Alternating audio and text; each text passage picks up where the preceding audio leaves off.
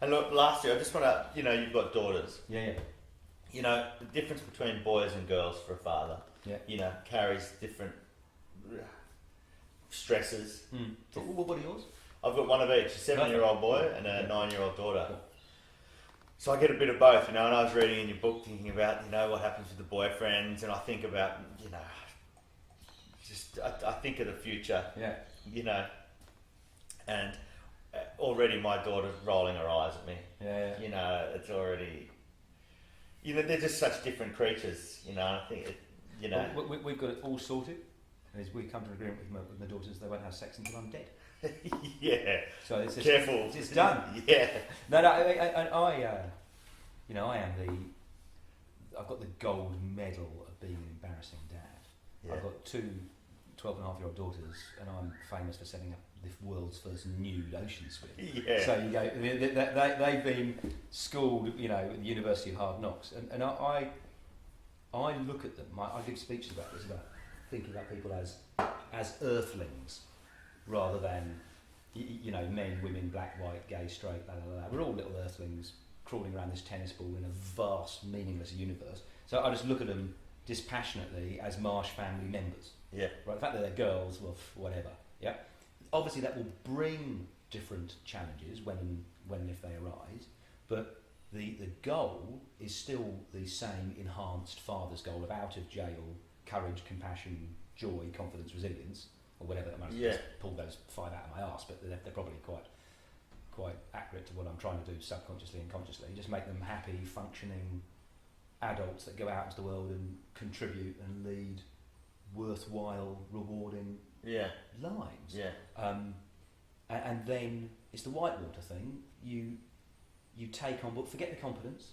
I'm just going to be there, whatever it is. Yes. So obviously, as blokes, you are petrified because you know what you were like, when you were a young man, and you're going to send, you see some of the, oh my God, you see some, I have turned into, my dad, where I see some women walking around, at 14, 15, if they're going for the cheap prostitute look, they're nailing it, but they may not be going for the cheap, I don't know if they are or they aren't, but that's, what they're nailing is the cheap prostitute look, and you go, well, wow, there's all those minefields. You go, what am I going to do when they come upstairs saying I'm off to the party, daddy, and they, and you go, well, I'm not going to agonise about it.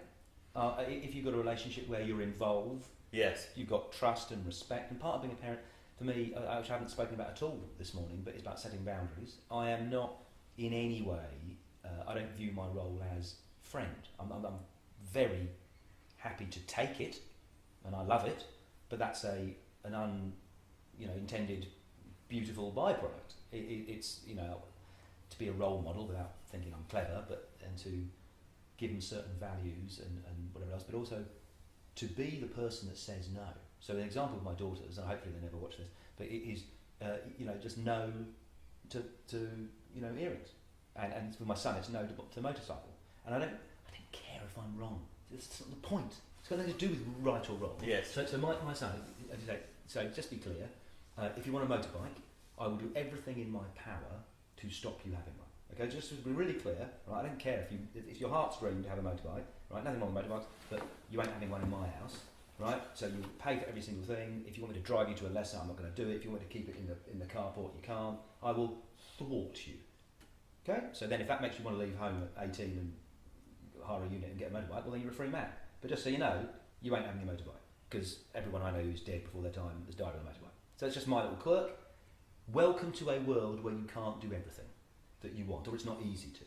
So if you didn't have that just happens to be a natural, authentic one. If you didn't have one, I would advise parents to make one up. There has to be some things they can't do, so they get used to going out. It's like another poster in the kindy was a rose bush has thorns.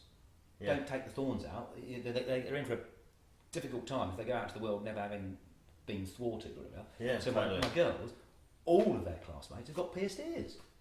I go, well, you're not. Well, everyone else does, Daddy. Great! Good for them. Yes. Because you're not. Now, it's an arbitrary line. Because all lines are. Yeah. It's the rules of tennis or the rules of football. You could say, do you know what? The tennis net should be 3 inches lower. But it isn't. It just happens to be whatever it Yeah. is. We set life is arbitrary lines, and hopefully, if you're a loving, balanced, intelligent bloke, you don't set them moronically, stupidly. Yes. Right. But you go, well, guess what? You're not going to have an earring. Yeah. And I'm thrilled to have foot stamping tantrums and tears and being called a complete tyrant because I don't have to do it. I'm relaxed about that. That's absolutely fine. And hopefully we'll have arguments about that, not about shooting up or going on the game or stealing cars or I'm just setting. So now there is some hard work.